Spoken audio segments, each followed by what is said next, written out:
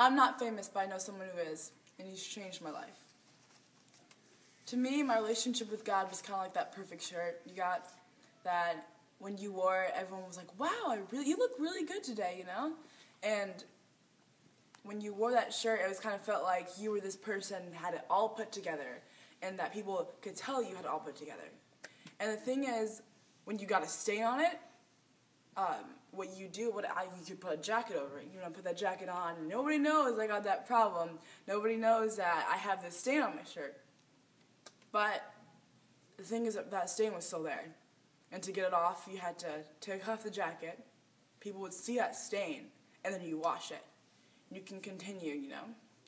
So, relating to my relationship with God, it was like I had this persona and this image of where I was this perfect Christian girl.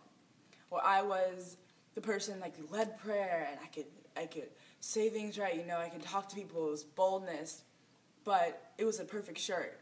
So when I had a stain in my life, a sin, that I couldn't let people know. It wasn't like I had an open feel, I could just be open with people and just tell them, I messed up too. It was kind of like, no one can know. So I put on that jacket, and for so long, I had this jacket on.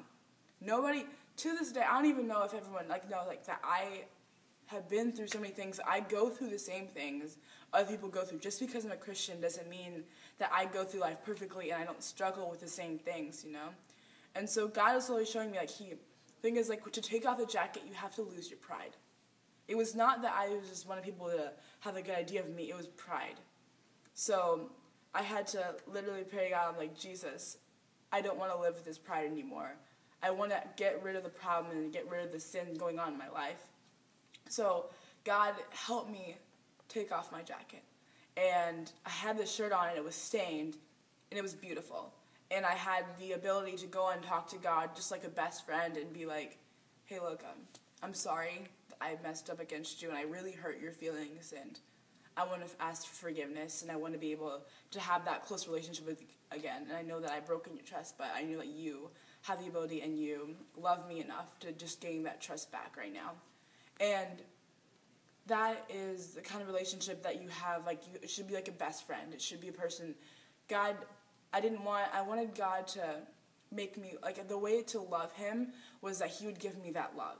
I wanted to be able to talk to him like a best friend, to where I don't have to be have that perfect talk with your best friend every time. It's just you go up to them and you sit down and you have no awkwardness. It's just connection.